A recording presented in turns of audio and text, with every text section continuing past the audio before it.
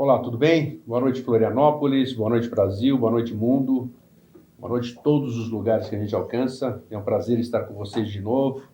Hoje eu queria mandar um grande abraço para a nossa amiga Lenora, lá em Porto Alegre, para o nosso pessoal de Curitiba, Rafael Cury, pessoal do exterior que sempre nos vê, para o nosso querido amigo e irmão Alvin, que nesse momento se deu tudo certo, porque ele não sabe mexer com o computador. Ele está nos assistindo na cidade de Rio Grande, lá no Rio Grande do Sul, no computador. Um grande abraço, é bom estar com você aí, mesmo à distância. Uma boa estada aí no Rio Grande, esperamos o seu retorno. Boa noite, Jorge. Boa noite, Grego. Você tá bom? Você viu que hoje eu fiz uma introdução curta, né? Nem a introdução, isso é um ensaio. É um ensaio, né? Então, você tem alguém para dar boa noite? Não, era só para Priscila, para... esqueci, e para o Alvin, né, o nosso querido Alvin aí. Está na cidade do Rio Grande, no Rio Grande. No Rio Grande, exatamente. Rio Grande, Então tá aí, tomara que ele esteja bem. Bom... Está bem, sempre está bem. Sempre, né? Nós chegamos na semana passada, nos programas anteriores, nós abordamos aqui a história secreta do Brasil. Hoje nós estamos na parte 3. Não sei quantas partes nós temos aqui, não está programado. Nós vamos contar até onde a gente tem que contar, e depois nós vamos, ou no programa seguinte, então logo termine esta série, História Secreta do Brasil, a gente vai falar sobre o que o Brasil projeta para o futuro, apesar da gente ter falado aqui inúmeras vezes, mas foi bom a gente estar abordando, está sendo bom a gente abordar esse aspecto oculto, vamos dizer, outrora oculto da história do Brasil, para vocês entenderem ou terem firmeza naquilo que a gente passa depois, quando a gente diz que o Brasil é o país do futuro, o Brasil é o berço da nova civilização, o Brasil estava determinado, porque o que a gente tem visto, como a gente já falou, não é muito crível de ser verdadeiro pelas situações, por todas essas coisas que têm aflorado aí, mas que fazem parte de todo esse processo. Então, depois disso, nós vamos dar a sessão de continuidade. Nós temos mais grandes ainda revelações, que eu tenho certeza que vocês vão se entusiasmar muito, né? Ele ri. Principalmente no que concerne, eu vou deixar aqui de novo, para deixar aquele foguinho, nós vamos dizer quem verdadeiramente foi Cabral. Cabral, sim, nós vamos falar quem foi Cabral, Colombo. claro. Não, mas eu já fui mais para frente. Cristóvão Colombo, José de Anchieta, Caramuru, né? Todos esses personagens que nós estamos falando, mas eu me refiro a Anita Garibaldi. Não vai ser hoje. Esperem para ver. Esperem para ver. Jorge, nós paramos então, semana retrasada, e não importa quando, nós paramos no ano 0, né? Você não tem pena de fazer um negócio desse, de judiar assim? Eu nós não. Vamos dizer não, quem vai ser a Anita Garibaldi. Não, nós vamos dizer quem é. Exatamente, nós não estamos aqui para brincadeira. Aqui. E vai ser você o portador dessa alvíssara. Entendeu? Tá bom. Bom. Tá, com você agora. Nos dois programas, nos dois encontros anteriores, né? Então a gente traçou o caminho da pré-história, da proto-história mundial e como isso apontava em direção ao Brasil, apontou em direção ao Brasil, e a gente mostrou que isso que aconteceu com o que a gente chama hoje de descobrimento e depois essa miscigenação que ocorre ainda hoje no Brasil, que junta todos os povos no Brasil para formar uma raça nova, né? Isso sempre aconteceu, né? Desde aí começou por volta de 1100, 1120 antes de Cristo, com a vinda da primeira leva de fenícios. Aí trouxeram os cários, aí os fenícios passaram a pegar os tupis nas Atlantilhas, os tupis foram para a Bolívia, depois vieram com os fenícios, aí vieram pela bacia ali, do delta do Parnaíba, entraram pelo Maranhão, pelo Amazonas, e começaram a formar o que seria a base do que a gente chama hoje de raça brasileira. Só que era uma preparação... Venezuela, que você falou também, né? Quem entrou por lá? Não, na Bolívia. A Bolívia, tá. Não, desculpa, Caracas, Caracas, na Venezuela, exatamente. Poxa, é que Bolívia tem um outro Manu, mas não é o assunto hoje. Do Lago Titicaca, essas coisas assim, mas hoje não vamos falar nisso. Vamos lá. Vamos pegar assim, na Venezuela, então os fenícios vieram, e aí enquanto eles se misturavam com os tupis, com os fenícios, e vinham para o Maranhão e para o Amazonas, e também os cários entraram pelo delta do Parnaíba, Aí então o Sumé, filho de Manco Cápac Mamaoco, desce do Peru, vem até o final da América do Sul, entra pelo sul do Brasil com um tipo de Inca já misturado com um Tupi, que seria o Inca Volã e o Tupi Cabaiú, né? São tipos diferenciados de seres gerados especificamente para vir pelo Brasil e se fixar no Mato Grosso, né? Que é daí a origem de todo esse movimento do qual eles derivaram, que daí do Mato Grosso até o Amazonas se situava a quarta cidade Atlante, né? Que tinha a ver com a tônica do futuro, esse tipo de coisa assim. Então todas as lendas apontavam para cá. Deixa eu só te interromper uma coisa, porque Sim. me veio na cabeça que as pessoas me cobraram, inclusive hoje, você não imagina as encrencas que eu arrumo fora daqui, encrencas no bom sentido. Quando eu troco ideia com o pessoal, que a gente conversa, que eu te convidei, inclusive, eu vim para você ir lá um dia no meu escritório, questionamos muito ali, é difícil para as pessoas compreenderem, ainda hoje estava discutindo isso, sobre a antiguidade do homem sobre a Terra, não soube, né? Sobre outra história. Pior ainda, né? Pior ainda. Sobre a Terra, porque ele diz que tá não sei o quê, foi para a paleontologia, não sei, tá comprovado que o homem tem 120 mil anos, sei lá quanto tempo. O que você pode dizer sem que a gente pudesse comprovar historicamente, algum livro, tudo isso aqui? Passa para mim e para o nosso telespectador o lugar mais remoto, vamos dizer, de um indício do homem que tenhamos registro, vamos dizer. Porque ele disse, não, porque já acharam o osso desse, acharam o osso daquele, fizeram o teste disso, teste daquilo, e parece que o homem é longevo para 140, 130 mil anos, sei lá quanto.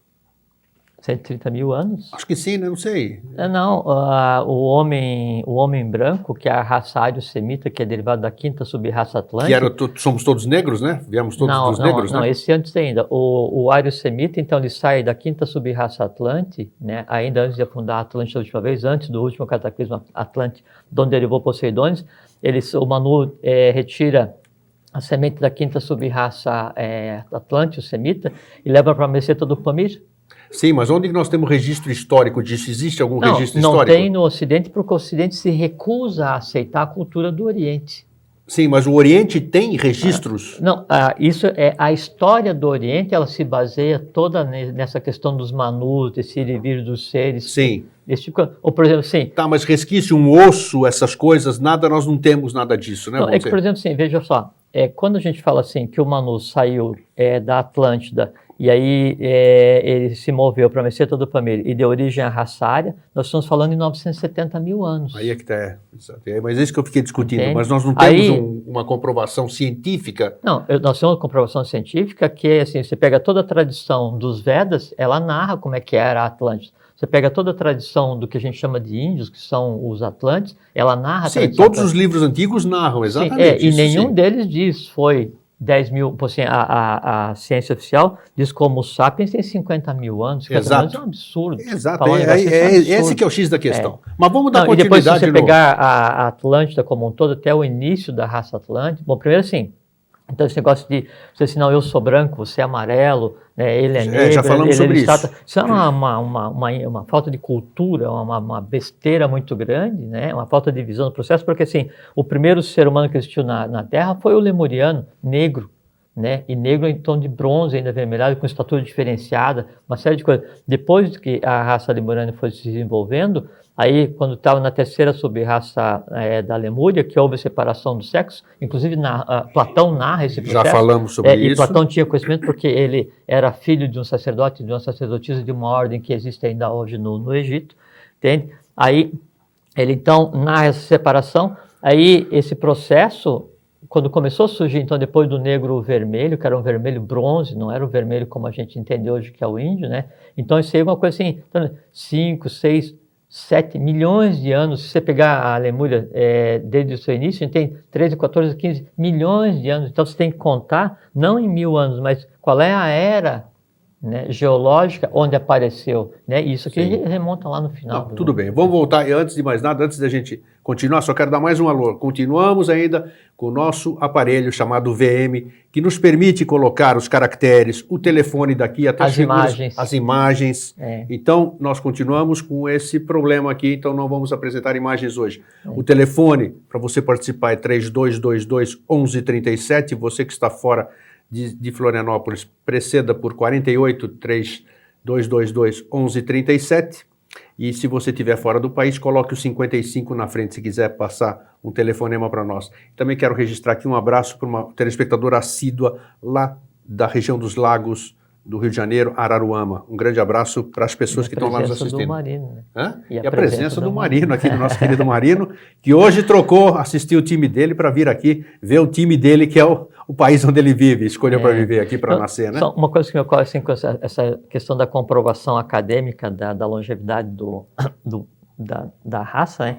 Então, por exemplo, assim, se no Brasil, né, a Academia Brasileira, ela se recusa a aceitar que existia um Brasil organizado antes de 1500, e aí, assim, vem o Bernardo Azevedo da Silva Ramos, ele por 30, quase 40 anos pesquisa todo o norte, o nordeste e parte da Amazônia, a Amazônia é chamada Amazônia Legal, e aí ele escreve um livro, são 7 volumes, onde ele desenha e decifra mais de 3.000 inscrições em fenício, em grego, aramaico, egípcio. Aqui em território nacional. Brasileiro, é uma obra conhecida mundialmente. Qual é o nome da obra? É Bernardo Azevedo da Silva Ramos, Inscrições e Tradições do Brasil Fenício, alguma coisa assim, o título exatamente eu não me Pode lembro. pesquisar aí e conseguir. O livro a gente consegue, né?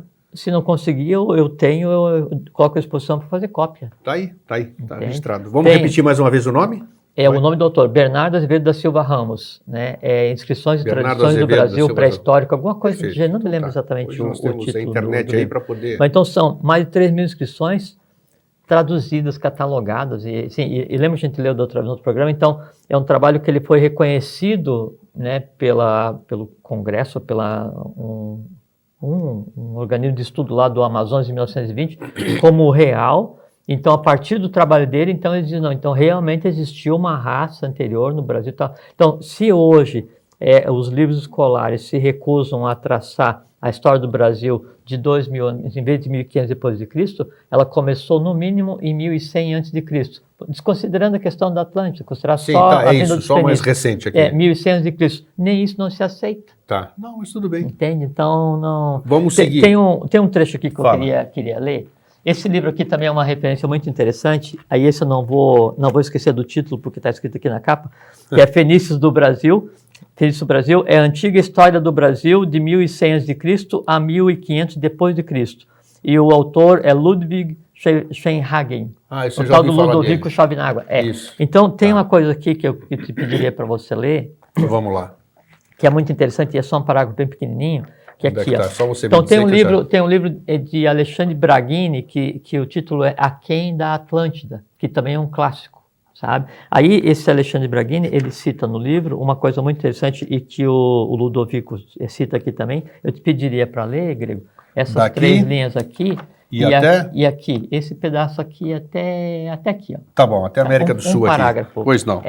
Na mesma obra, página 153, Braghini menciona da Atlântida. Sim, Braghini menciona uma carta que recebeu do Brasil do engenheiro Apolinário Frot, que dizia... Um engenheiro inglês que ficou durante quase 50 anos pesquisando, né, as origens do Brasil, né, assim como fez o Bernardo Azevedo da Silva Ramos, só que ele conseguiu outras fontes ainda. Tá, então ele diz o seguinte, Frot. Então o engenheiro Apolinário Frot dizia, os fenícios serviam-se para gravar suas inscrições sul-americanas dos mesmos métodos que os antigos egípcios usavam nos primeiros tempos para a sua escrita hieroglífica. Esses métodos eram empregados pelos astecas, como também pelos povos desconhecidos, aos quais se atribuem os petróglifos da bacia do Amazonas. O resultado de minhas investigações é tão surpreendente que eu hesito em publicá-lo. Para dar-lhe uma ideia, basta dizer que eu tenho em mãos a prova da origem dos egípcios, que nós já falamos aqui a semana passada, ou retrasada, é o texto, né? Que os antepassados desse povo saíram daqui, da América do Sul, mais precisamente do Brasil, é isso? Né? Exatamente. E por uma razão muito simples, que daí nos sucessivos afundamentos da Atlântida, a região do Egito parte da Europa, o próprio Saara, zero mar, sobe, desce e tal. E aí, em determinado momento, então, os atlantes que aqui estavam saem e começam a civilização egípcia com o primeiro, com Osíris. Aí já é mais recente, né? Uma coisa bem mais recente, Sim, né? sim, 3.000 anos. É um pouquinho mais. Um pouquinho mais. Antes de 9.654 a.C. Deixa eu só fazer essa referência, que eu gosto muito da gente passar a bibliografia aqui da coisa. O nome desse livro aqui que nós lemos, esse trechinho que o Jorge falou, por favor, anotem aí, tenho certeza que vocês vão querer ver também. Depois a gente pode colocar à disposição o nome do Sim. Mas pelo título do outro... Fenícios no Brasil, Antiga História do Brasil, de 1100 a.C. a 1500 depois de Cristo. Era uma editora chamada Editora Cátedra e o autor é Ludwig Schwenagen. Ludovico Chavinago, os índios conheciam ele como Ludovico Chavinago. Aqui no Brasil. Então, Fenícios no Brasil. Pesquise aí no seu buscador aí da internet e você vai chegar lá. Esse livro que eu tenho em mãos aqui é de um conterrâneo, né? Pesquisador português, sim, conhecidíssimo no mundo inteiro. Sim. E que ele tem dedicado a vida a identificar as origens, os segredos que envolvem o Brasil e tal. Existem muitos artigos dele na internet. Sim, e ele se baseia, né, em 3 autores para criar essa obra. Né? 3 autores. Ludwig Schwenagen, sim. Eu não consigo pronunciar esse negócio. É difícil mesmo, alemão. Ele era alemão ou não? O Ludovico? O Bernardo Azevedo da Silva Ramos e o professor Henrique José de Souza. Os 3 sim. São as bases para isso aqui. E esse daqui eu queria recomendar se alguém quisesse ler. É um livro, eu considero aqui, sensacional. Isso aqui muito interessante. Vamos ver se dá para dar um close aqui. A nossa câmera Guel, né? A Mônica, isso. História Secreta do Brasil. Já deu, olha aí que maravilha. É do Vitor Manuel Adrião. Isso mesmo. E vocês vão encontrar muito material sobre ele. Recomendo a leitura na internet. Vitor Manuel Adrião. Se não tem nada a ver com ele, não estão vendendo o livro. Só que assim, ele fala assim, obviamente, né? Tem algumas coisas que são um pouco superficiais, né? E o que a gente tem abordado aqui é de natureza diferente. Perfeito, claro, mas já serve como base, porque ele muita tem referência, e a coisa que ele é muito conhece o lado que nós estamos falando também. Conhece, né? sem dúvida. Exato. E uma coisa que é muito interessante, que me atraiu muito nas partes que eu li, é o respeito com o qual ele trata esse país. Com certeza. Sabe? Com e certeza. Isso, vindo de qualquer pessoa, é uma coisa admirável. E a região de Sintra lá também, onde ele está. Eu estava procurando aqui porque tem uma nota de rodapé onde é que ele fala do livro do Bernardo Azevedo da Silva Ramos, depois a gente acha. Tá aí? Deixa para lá. Depois a gente vê. Então vamos continuar. Aí nós estamos, da onde vieram todo mundo, as origens, por onde entraram todo mundo aqui. Aí nós já estamos no ano 0. Estamos no ano 0. Então, antes do ano 0, então 850 a.C., então o rei Badesir, né, sai que tinha umas imagens... Os filhos, nós falamos isso, que o filho dele morreu afogado, afundou o navio. Então, o Brasil, eles vieram para cá, foram com 6 navios, 222 pessoas. Sim. 222 Asuras, Kumaras, Asuras e Kumaras, né? Então seres de alta hierarquia, ligada à questão sacerdotal do próprio governo oculto do mundo. Esses Kumaras não vieram de planeta nenhum? Não. Bem entendido? Não. Tá. Asuras, Makaras e Kumaras. Isso. Né? Eles como Kumara, expressão do Kumara rei, e a corte como Asuras e Makaras. Então, vieram preparar, já do ponto de vista sacerdotal, do ponto de vista cósmico, o que viria a ser o Brasil. Então, 850 anos de Cristo, eles saem e vêm e se estabelecem no Brasil. Aí o Brasil é dividido em 2 reinos, né? O reino do norte, que daí pega do Amazonas, desce uma linha até Salvador. Isto. Aí então Salvador fica sendo uma capital do reino do norte. E depois daí tem a tradição grega, de onde o nome Salvador, né, que em Soteropolitano. Sotero, né? Hoje quem mora em Salvador se diz soteropolitano, porque em Salvador em grego é sotero, soter, né? Isso, e a origem daquela região. Aí tem o reino do sul, que daí então pega dessa linha até a Bacia do Prata, né, cuja capital é o Rio de Janeiro. Então veja que depois, mesmo na questão da República... Já foi capital do Brasil também. Sim, e a terceira capital, que é Brasília, é exatamente na área de atuação da 4ª cidade atlântica, que era e que é no Brasil. Então as 3 capitais do Brasil têm a ver historicamente com a vinda dos fenícios e com a Atlântida. Isso né? é fabuloso. Aí então, A história do Brasil é uma coisa Nossa fantástica. Senhora. Estudar a história do Brasil é estudar a própria história humana nesse planeta, nem mais nem menos. E o passado, o presente e o futuro da humanidade passa por esse país aqui, né? Sem dúvida nenhuma. Então, eles vêm e o Brasil é dividido em duas partes, Brasil do Norte e Brasil do Sul.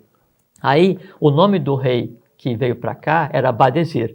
Ele trouxe, então, ele tinha 7 filhos, vieram para cá o Yetbal e Yetbalbel, que eram os primogênitos, uma parelha, né? Eram gêmeos, né? Gêmeos masculino e feminino, Sim. né? E aí, então, Badesir, ele se situa em Salvador e Yetbal e Yetbalbel ficam no Rio de Janeiro, gerindo os 2 reinos. Aí, nessa época, então, o Brasil, ele experimenta um esplendor como raras vezes se viu na Terra, a não ser nos tempos em que Atlântida estava em seu esplendor. Então, é criado um sistema de 7 cidades, são os chamados sistemas geográficos. Lá no Piauí, os tupis, né, eles desenvolvem um sistema de 7 cidades. Eu estive lá, eu vi. Então, Fabuloso. Isso aí espelhando a estrutura que eles tinham nas Antilhas, que era o lugar de origem dos tupis, que são Atlantes em excelência, braço guerreiro dos Atlantes. Mais para cima, a Serra da Capivara também, lá no Piauí também. Toda aquela região, assim como no Rio de Janeiro, a gente fala da Pedra da Gávea, mas não, todo o Rio de Janeiro, né, ele é um sistema de templos. Eu vi isso aí, Pedra Bonita, Pedra da Gávea, Teresópolis, o Pão de Açúcar, tudo ali faz tem parte a ver de um...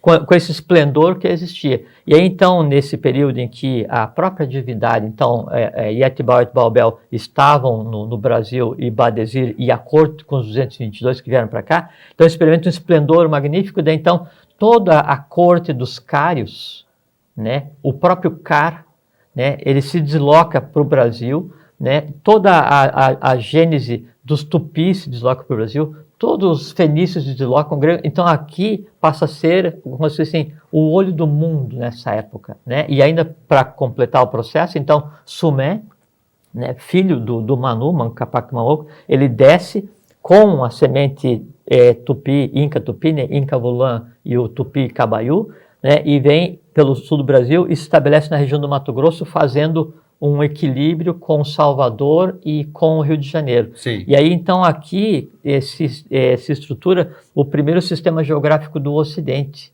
O sistema geográfico é uma cidade polo, com 7 cidades em volta, onde se assenta toda a tônica da evolução humana em cima das 7 linhas do Pramanta. O Pramanta são ciclos evolucionais e tudo evolui em 7 linhas, cada linha com um direcionador. Não gosto de falar mestre, um direcionador. Aí tem Rakovsky, Abiala, Najib, Hilarião, Serapis. Que nós já falamos que a turma... Mória e Kutumi. Sim, o pessoal pensa que é um ser, mas não é. É uma linha. Perfeitamente. Inclusive, o Cabral e Colombo, então um pertencia à linha Mória e outra à linha Serapis. Quem foi Cabral e Colombo? Já vamos falar. Já vamos chegar lá. Isso Cabral aí, e Colombo, né, para vocês terem uma ideia, primeiro eles eram descendentes diretos, tinha ligação direta com Maras. José de Anchieta também, eu quero saber. José de Anchieta é mais lá dentro, porque ele era um goro da Ordem do Santo Grau original. José de Anchieta? Aham. Puxa. E isso a gente não tinha falado. Não. Nem do Cabral e do Colombo, que não são falamos, Maras. não falamos. Só está na chamada do programa ali. Tanto é que Cabral e Colombo, então era assim, Henrique de Sagres, Cabral e Colombo, ligado diretamente à coluna central, a magistratura da própria divindade, e o braço sacerdotal e o braço guerreiro. E aí, pra você ter uma ideia, então... Peraí, Cabral e Colombo eram da mesma ordem ou não? Os dois eram agartinos. Sim, tá. Então, tá. Colombo passa por ser português, mas não é, ele era espanhol, mas na verdade não é espanhol. Ele saiu pela Espanha, porque lá atuava a Ordem da Calatrava, que tinha a ver com a Ordem de Marisco, que tinha a ver com os Templários, que a gente já vai falar agora. Então, Colombo era agartino, né? Cabral era agartino. Até o nome tem coisa a ver, né? Sim, Pedro Álvares Cabral fala PAC, isso. né? É PAC, PAC em agartino é segmento, ele veio dar segmento a um processo. Tá, mas até o próprio Cabral parece que tem alguma coisa Cabral aí. vem de Capis Kumara Caprum, né? Que tem a ver com Kumara, tanto é que na bandeira o brasão do Cabral, Sim. ele tem 2 cabritos, né? Embaixo e um em cima, é o Kumara Rei com as 2 colunas. E isso tudo que nós estamos falando, você pode comprovar. Você pode acessar. Isso é história. Isso é história. Na prova que você pega assim, uma das velas, qualquer das velas que Cabral veio para o Brasil, você tem ali aquela cruz, que não tem a ver com a bandeira portuguesa, né? Mas tem a ver com a Ordem de Malta e com a Ordem de Maris, né? E também dos Templários de Aviso, que foi quem subsidiou, quem pagou essa vinda para cá. Eles sabiam que era para vir para cá, já tinham vindo para cá. Então essa história de que eles descobriram tudo por acaso não existe, nem a América e nem o Brasil. Primeiro que não existe acaso, existe a lei da causalidade, onde a gente não compreende porque a mecânica é diferente. Agora, tudo foi exatamente sob medida. Tanto é que assim, a escola depois a gente volta para o Badesir, né? Que tem uma coisa para falar. Então, a escola do infante Dom Henrique de Sagres, que era o iniciado e que era mestre da Ordem de Maris, e tinha a ver com a Ordem de Avis, e com os Templários, e com a Ordem da Calatrava, e que depois derivou, quando a Ordem de Maris ela passa a atuar na Escócia, ela funda um rito escocês, misturado com o rito escocês maçônico da época do Egito. Nossa Senhora. Então, tem toda uma mistura aí, e sempre esses três à frente. Tanto é que quando foi a Revolução Francesa para acontecer, Cagliostro e São Germano, né? Então eles vieram, um veio de Caleb na Líbia e outro veio do Egito, né? Para cá também? Não, né? É que assim, sim. Tudo, na época, na verdade, sim. Esse processo começou em mais ou menos 10.000 a.C., quando uma das embocadoras, um dos lugares que viriam a ter função hoje no Brasil, em 10.000 a.C. veio gente para cá para trabalhar antes da vinda dos fenícios ainda, quando a Atlântida ainda estava atuando. Bom, então, Cagliostro e São Germano interferiu na Revolução Francesa, tinha a ver com toda essa tônica, essas ordens que a gente vai falar, e tudo isso aponta, então, para a vinda depois ali na Península Ibérica, e veja como é interessante assim. Então, vem para cá Cabral falando português, e Colombo Espanha. Então ele vem trazer dois gênios de idioma para misturar com o idioma fenício, que já tinha misturado com o idioma cário, e o idioma dos sacerdotes cários, né? Que era falado pelos tupis. Aí isso dá uma mistura e gera um idioma chamado Nhenhengatu, que é a língua... Como é que é? Nhenhengatu. Nhenhengatu. Que é a língua do bom... Veja como é que é interessante. A gente acha, se procurar isso aí, Nhenhengatu, acha? Deve achar. Então, assim, o Nhenhengatu era uma mistura do idioma dos altos sacerdotes dos cários, que tinha a ver com o Cário, que tinha a ver com a Atlântida, que tinha a ver com o próprio governo do mundo, né? Misturado com a língua dos fenícios, né? Que depois derivou, pelo que não tem um quadro para mostrar ali. Todos os idiomas hoje, eles derivam do idioma dos fenícios. Aí então vem para cá, então você tem o Nhenhengatu, né? Que é a mistura, daí tem a língua dos cários, dos fenícios, mistura tudo aqui. E aí, isso é um gênio do idioma que já estava plasmando o que viria a ser o idioma brasileiro. Aí faltava dois gênios de idioma para vir para cá. Então, o brasileiro vem do Nhenhen, como é que é? Nhenhengatu. Nhenhengatu, tá. E tem uma coisa interessante que o Nhenhengatu, chama, em Tupi-Guarani, em fenício, em cário, né? É a língua do bom andamento, ou do bom segmento. Significa isso? Qual é a língua do bom andamento, ou do bom segmento, né? E o PAC, que é o nome do Pedro Álvares Cabral, é PAC em agartino, supom, né? Dizem que PAC em agartino, linguagem agartina. PAC em agartino é segmento. Olha, que então a insígnia do nome de Cabral, né? As três letras, né? Eram o que seria a tradução do próprio idioma que estava sendo falado no Brasil, à espera daqueles que trariam os dois gênios dos idiomas, né? Do espanhol e do português para se misturar aqui e gerar as bases para o que vai ser o idioma único mundial, né? Que é o brasileiro.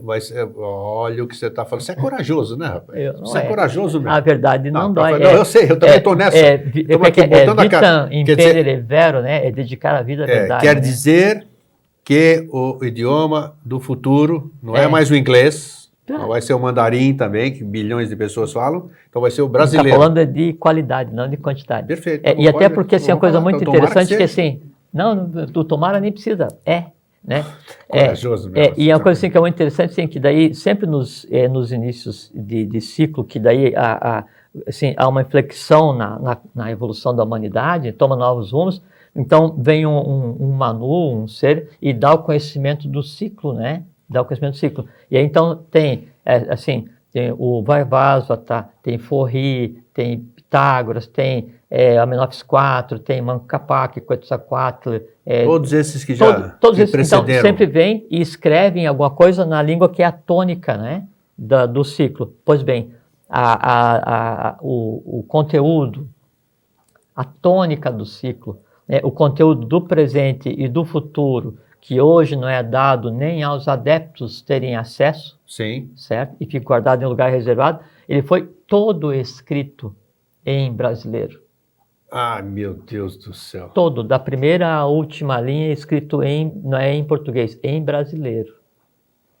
Meu Deus do céu. Sim, e eu sei, quer dizer assim, não, verdade. Eu sei. É verdade. Quando os seus olhinhos brilham, não, não é. Não, podia brilhar, já podia conheço enganar, mas não é. E por falar nisso, só para a turma ser... baixar. Até suei aqui, ó. Me diz uma coisa, qual é a língua mais parecida com agartino? Daqui da superfície, qual é a língua mais parecida com agartino? Se pressupõe que eu saiba alguma coisa de agartino. Se pressupõe e responde pressupondo. Responde pressupondo. Responde pressupondo qual é a mais parecida. É que é interessante, assim, porque eu tenho algumas frases agartinas, tudo, e eu acho interessante. Que é assim, então. Então a gente pensa que parece tipo latim, alguma coisa assim, não sei. Não, é um pouco diferente. Dizem, né? Assim. Dizem. Então é assim. Então você tem os idiomas ocidentais, né? Aí você tem os idiomas orientais e você considera como o idioma mais antigo, né, o que seria o sânscrito, que foi o idioma no qual foi dado o conhecimento quando Manu criou a raça semita, a raça ário-semita, né? Que seria até mais lógico, né, que o sânscrito fosse 1 milhão de anos mais parecido com a linguagem 1 milhão de anos falasse. mais ou menos. Só que antes disso tem a linguagem atlante, né? Sim. E o fenício deriva da linguagem atlante. Então o fenício misturado com no hindu seria o pai e mãe das próprias línguas faladas hoje, né? E aí, então, Blavatsky, quando escreveu Doutrina Secreta e a Teosofia, eles citam que o idioma mais antigo que existe, que é chamado idioma, ou a língua dos deuses, é o Senzar. Senzar, S-E-N-Z-A-R, né? S-E-N-Z-A-R, procura aí, Isso, anota aí para procurar. E é em Senzar que está escrito o livro do Kyute. Sim, o Kyute que eu já fica vi. guardado no Tibete, Isso. né? Não, nunca veio para o Ocidente, é porque assim. Sim, mas eu já li a respeito do Kyute. Comentários do Kyute geraram as instâncias do Dizian, comentários das instâncias do Dizian subsidiaram Blavatsky toda a teosofia para mudar o conhecimento humano, para se ter uma ideia do que seria o Kyute. O Kyute é escrito em folhas petrificadas, né?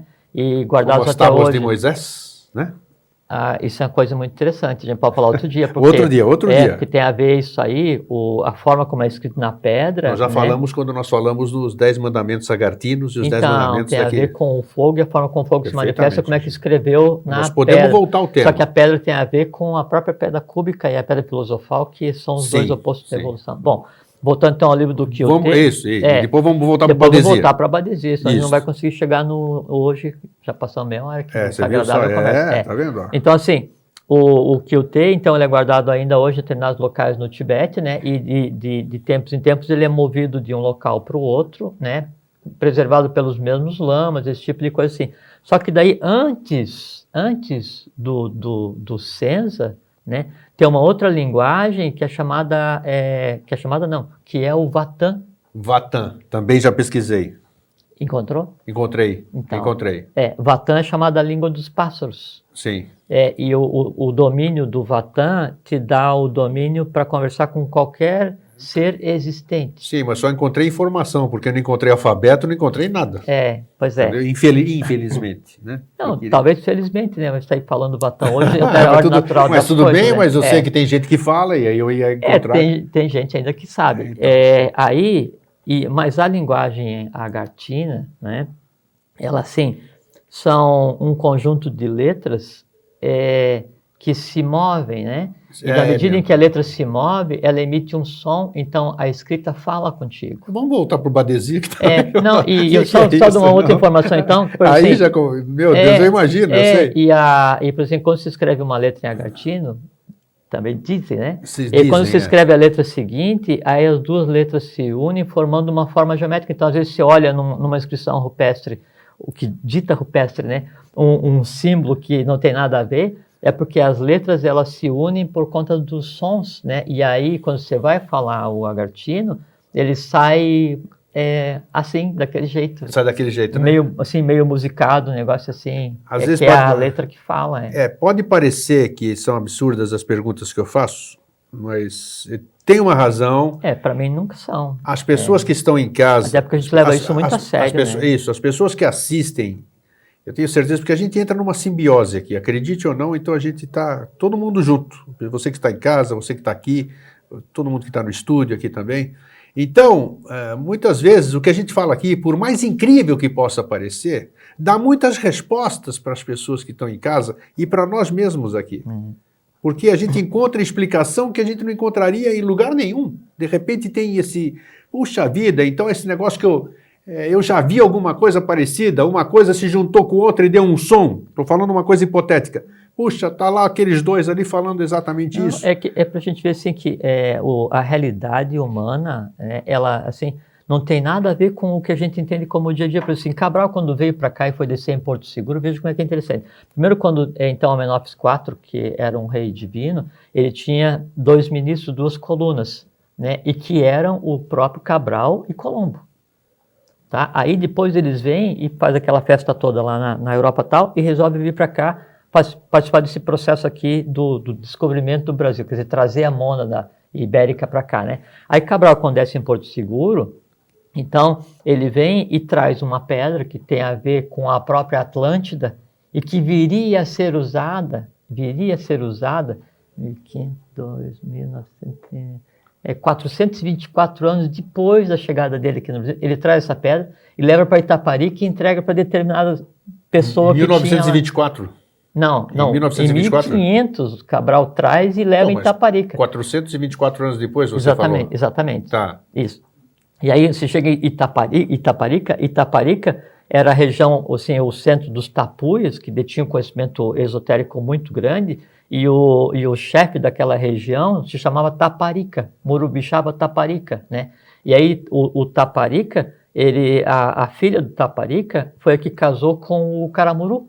Sim. E aí, então, o Caramuru, ele foi o primeiro europeu a pisar no Brasil, a se estabelecer no Brasil, porque ele veio no navio... Caramuru era europeu? O Diogo Álvares Correia. Sim.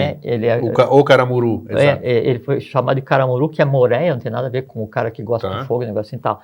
Só que daí ele veio com função manúsica, porque daí ele, então, como o primeiro branco a vir para o Brasil, depois da questão dos fenícios, então ele naufraga na costa, e com mais alguns, aí os tapuias, por mando do Murubixaba Taparica, matam todos, menos o Diogo Álvares Correia, que tem o mesmo sobrenome do Pedro Álvares, porque é Diogo Álvares Cabral Correia. Não sabia do Correia? Correia? O Cabral tinha Correia? Não. O Diogo, o Caramuru, tinha o sobrenome do Cabral. Ah, sim, tá. É porque o Cabral, assim, ele era um Kumara e ele veio com a função específica, ele veio para cá, descobriu o Brasil, entre aspas, aí foi para 2 lugares na Índia, voltou para Portugal e ficou no anonimato até morrer, ou até sumir, né? Então, aí vem o Caramuru, não é?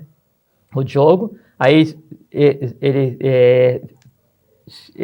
o cacique dá a filha dele para o Caramuru, então nesse caso ele começa a ter uma série de filhos, né? Que é ali que se iniciou a verdadeira raça brasileira do ciclo atual, que quando o europeu veio se mistura com uma princesa, né? De origem tapuia, né? Que tem a ver com tupi, que é misturado com cário, que é misturado com fenício, que é um rei atlântico. Isso que dá a raça brasileira. Um ramo da raça brasileira. Um ramo. Aí depois, então, vem todos os outros, né, as outras tônicas da Europa vêm para cá e começa a ver essa miscigenação para gerar isso que é aqui hoje. E além disso, já tinha no Brasil o fenício, o cário, o tupi e a própria semente do manu. O egípcio voltou para o Brasil ou não? Os egípcios ficaram no Brasil por quase 500 anos. Não, o Brasil gerou os egípcios, que nós já falamos aqui. Sim, eles retornaram para cá depois ou não? Muito. A gente falou na semana passada, eles ficaram por quase 500 anos vindo para cá pegar material em Niterói. Sim, Nishtalhan, o caminho iluminado pelo sol. Niterói tem um nome, repete aqui? É Nishtalhan, Nishtalham. Tudo, não aparece nada por acaso. E por falar nisso, naqueles que eu estava te falando lá nos bastidores, o que eu andei lendo ali, que nós já abordamos um programa aqui, mas ele não saiu como eu queria que saísse na época, talvez não era para sair como eu queria, a etimologia das palavras. Ah, sim. É impressionante. Tudo, todas as palavras que nós falamos, tudo que está escrito em algum lugar, tem um outro ou verdadeiro sentido, né? A composição delas é uma coisa maluca que você interessantíssimo. Por exemplo, os cários, quando eles criaram aqui no Brasil aí a Federação dos Cários, né? É entusiasmante você descobrir E aí então isso aí. os cários eles pegaram e criaram castas, né? De pessoas que lidavam com o artesanato. Sim. Né? Então, dependendo do tipo de coisa que você fazia, que aquele parte da população fazia, então ele tinha um nome. E aí tinha uma casta que era pana ou pato, alguma coisa assim, que era quem fazia a lista dos materiais, madeira e tal. E aí disso que deriva o cardápio. Cardápio.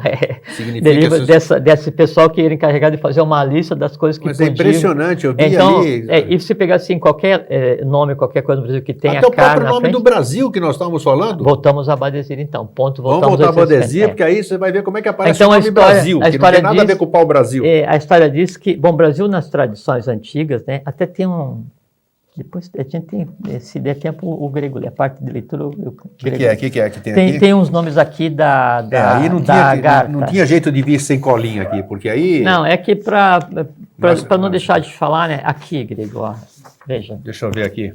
Bom, aí então é assim. Tem razão. Acabei de falar nisso e aparece aqui. Tá, o que é? Não, depois dá uma lidinha rápida em tudo. Tá, mas então o Brasil ele era conhecido já desde a época da Atlântida por um nome ligado à questão da magia, depois esteve ligado à questão das 7 cidades, esteve ligado à questão da Agartha, porção de coisa. E o Brasil sempre foi conhecido como terra do fogo, né, do fogo do espírito. Sim. Né? E em sânscrito, fogo é Agni, A-G-N-I, Agni. Agni. Então o Brasil era terra de Agni, terra do fogo. Entende? Assim que eles conheciam esta região. E isso aqui era a Terra do Fogo. E aí a Ilha Imperecível, Ilha das 7 Cidades, esse tipo de coisa assim, tem uma opção de coisa.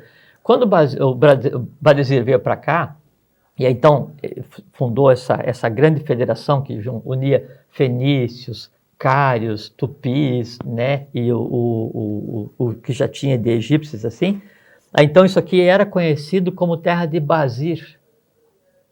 Terra de Basir, Ies Brasil. Então na Escandinávia tem lenda sobre uma ilha chamada Ies Brasil. Ies Brasil? E com a grafia brasileira. Aí então aqui era a Terra de Basir. E os locais então chamavam isso aqui, a tradição indígena, era Terra de Basir.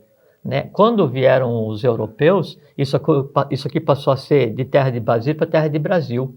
Sim. Né? Brasil de brasa, de Agni, de fogo. Como tinha madeira vermelha. Brasil de brasa, de Agni, de fogo. Isso, tá, como Brasil. Tinha. Brasil, De um Brasil, Sim, braseiro, mas uma coisa assim. Brasil, um braseiro se escreve Brasil, que é B-R-A-S-I-L, que é o nome do país. Tá. Então o Brasil era o local das brasas, era o local da incandescência divina, era o local Agni. do fogo, Agni. Tá. Agni. E lembra da tradição dos Vedas, que daí Agni é o bebê, né, que é o filho que descansa na manjedoura, que é o Apta, né, e aí Tuastri, né, mostra Agni para a divindade e aí cria toda aquela lenda que depois derivou para o que a gente tem hoje como o mito do Natal, aquela coisa toda. E que traz todas as tradições, né?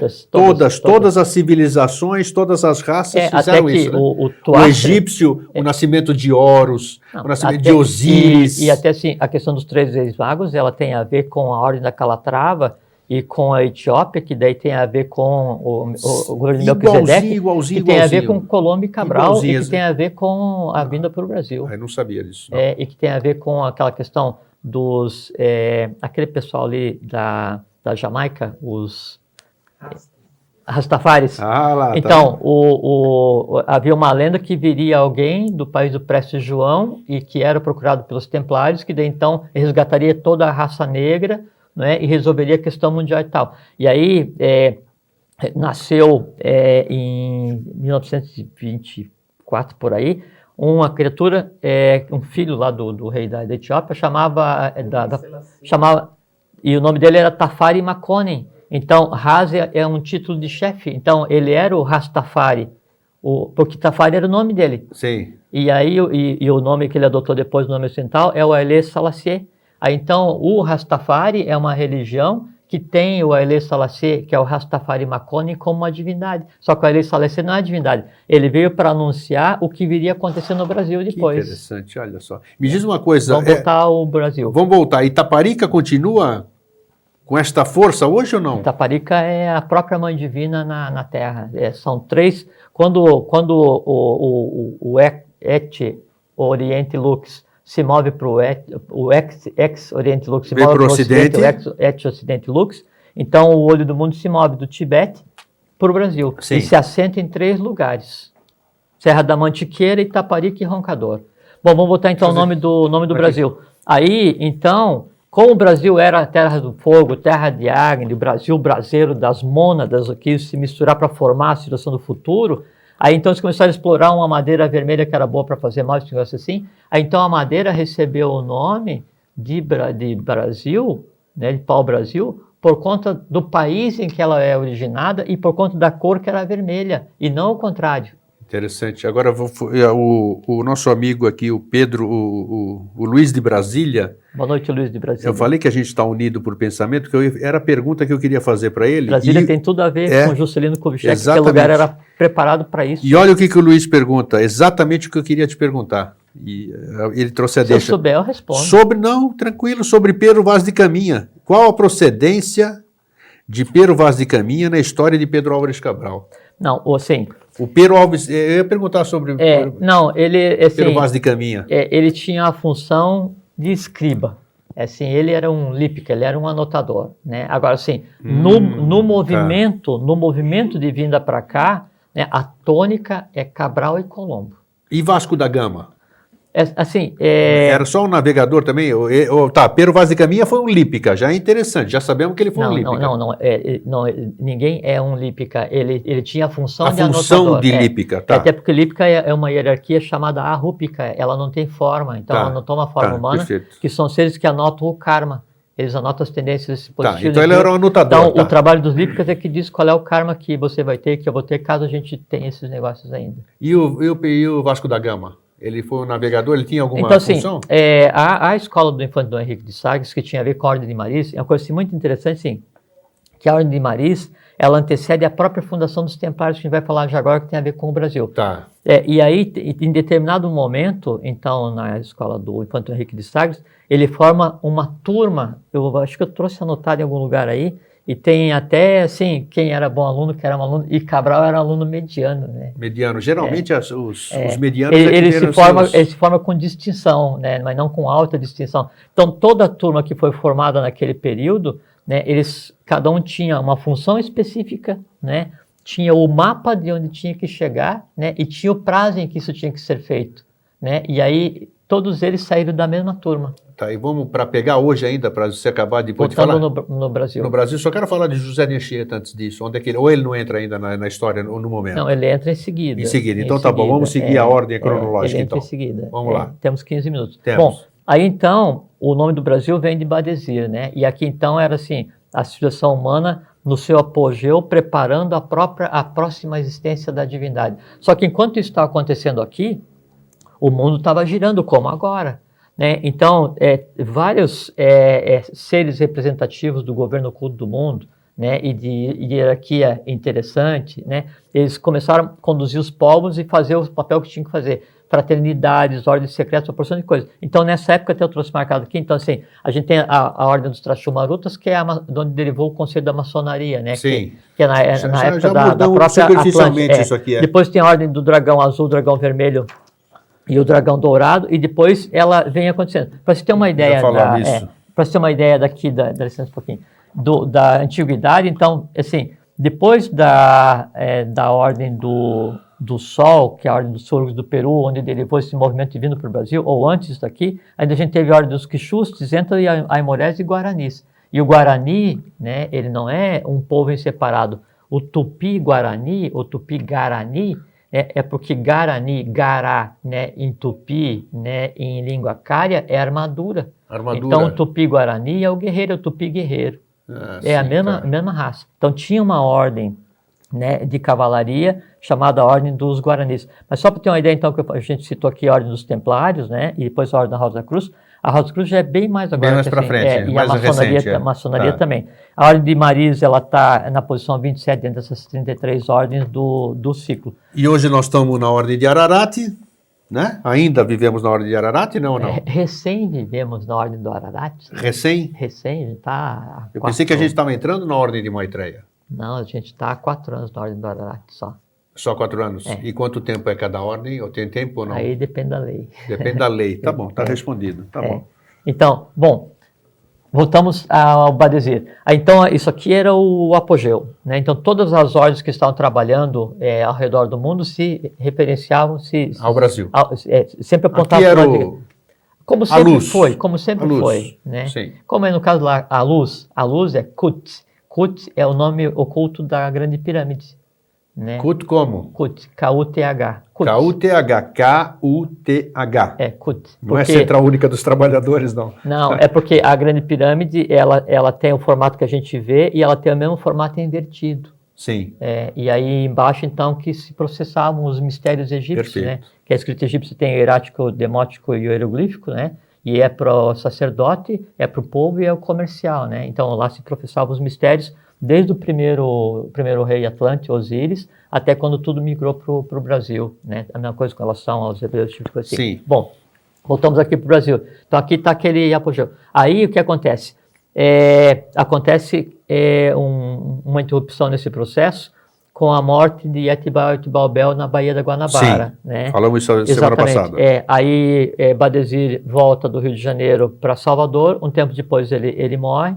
Aí a gente sempre interpreta assim, pô, mas por que aconteceu isso? É que a lei ela tem passos, né? Então, feito o que tinha que ser feito aqui no Brasil, aí isso aqui é como você pegar, fazer um pão, botar fermento e deixar crescer. Sim. Aí então, do ponto de vista humano, isso aqui entra num processo de desarrumação. Então, todas essas ordens que estavam atuando aqui, toda essa grande confederação de povos que estava agindo no Brasil, ela começa a se desmantelar, começa a se desmanchar, né? Mas no se desmanchar, o que acontece? Se fundem caios com tupis, com fenícios e com os atlantes originários daqui, né? E cria uma massa de gente pronta para o que viria a seguir. E aí a tônica sai daqui e se move. Que ano que seria isso? Volta aí de 840, DC. 835, antes de Cristo. Mas nós já tínhamos zerado, você voltou Não, ao tempo? é porque a gente está contando de Badesir. Ah, tá. Badesir é 850 antes de Cristo. E aí então, o Brasil ele fica assim, fora desse contexto, aparentemente, né, até quando vai haver o próximo movimento aí no ano de 1500 e com o ano zero também. Só que nesse intervalo de 850 até o zero ou até o 1500, o ir e vir de todas essas raças para cá é constante, porque era o habitat deles aqui. Aí gregos... Então tudo isso aí que precedeu, vamos trazer para a história que o povo conhece, vamos dizer, que é a história do Brasil, sem colocar o secreta. Então, tudo isso aí que nós estamos falando seria até o 1500, é uma preparação para o que haveria de se iniciar. A preparação, dizer, o que precedeu isso tudo. A preparação foi até o que a gente conceitou como ano zero, né? Sim. Depois aí inicia esse processo do Nazareno, do Joshua Ben Pandira, né, na Palestina, que é o Jesus da igreja. Então, quando ele vem lá, então a tônica que antes existia aqui com o Badesir começa a vibrar lá. Relevante esse movimento que eu te falo, então é assim... Aí saiu daqui e voltou para lá, então. Foi para lá. Exatamente. Foi para o Oriente de novo. Foi para o Oriente de novo, porque aqui estava maturando, esperando o que viria, porque lá não estava pronto para se misturar com aqui. E agora o processo também está inverso de novo, está todo mundo porque depois de lá, aqui. Isso migra para o Tibete, e tanto é que é o seguinte, aí por volta do ano... Quer perguntar? Pega o embalo aqui, se o Luiz de Brasília, de novo, pergunta se a Blavatsky fez alguma referência a esses fatos ocorridos no Brasil. A Blavatsky, assim, primeiro toda a teosofia, toda a questão teosófica, ela aponta para a sequência, e ela diz que, por volta de 1800, haveria de vir um discípulo mais preparado que ela e autorizado para dizer o que a ela não foi permitido. Perfeitamente, a gente sabe a que se refere, né? Sim, sabe. José Henrique de Souza, o professor. O professor. E que tem muito a ver com Brasília. Sim. Né?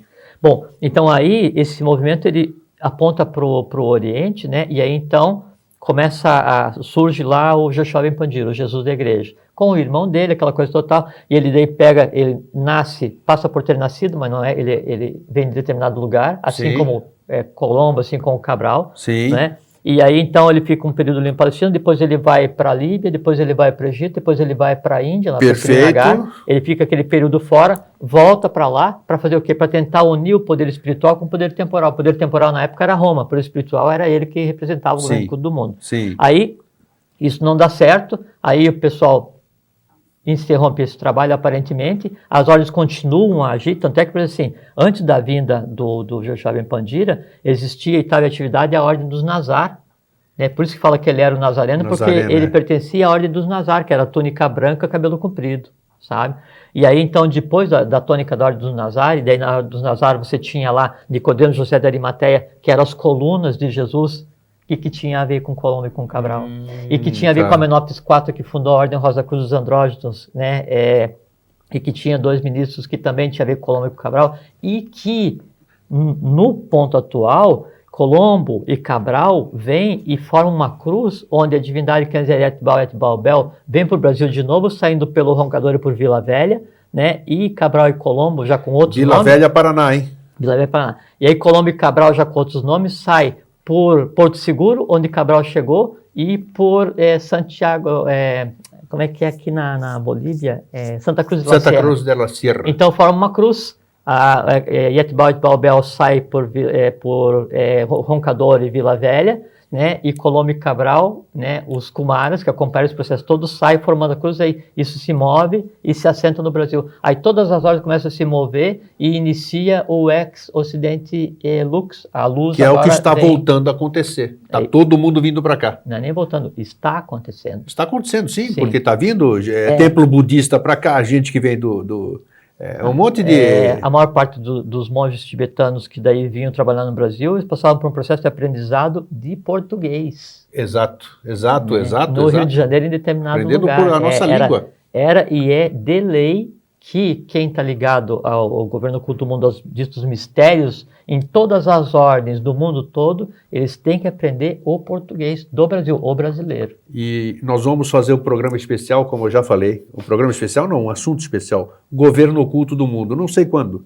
Porque para a gente diferenciar o governo oculto do mundo, que os conspiradores... não tem nada a ver. Escreve que não tem nada absolutamente a ver, porque o nosso negócio é esclarecer. Então nós vamos fazer um programa especial, nós vamos falar sobre o que é o governo oculto do mundo, que não tem nada a ver com o governo oculto do mundo, que todo mundo conhece, conspiradão e essas coisas todas. E ver assim, o movimento que leva a surgir a Ordem dos Templários em 1118, e que depois deriva para a Ordem de Avis, e que daí para a Ordem de Cristo, para a Ordem de Malta, que tinha a ver com a Ordem da Calatrava, que dominava a alquimia na Espanha, e a Ordem de Maris nasce lá e depois se mistura e tal, isso tem a ver com a vinda para o Brasil, né? Porque aí essas ordens todas, elas estão ligadas com a Ordem de Maris. Tanto é que assim, se diz que a Ordem dos Templários surgiu em 1118, quando o grupo de Cavaleiros Templários vai para Jerusalém e pede para o rei Balduíno, na época, para eles se hospedarem no que eram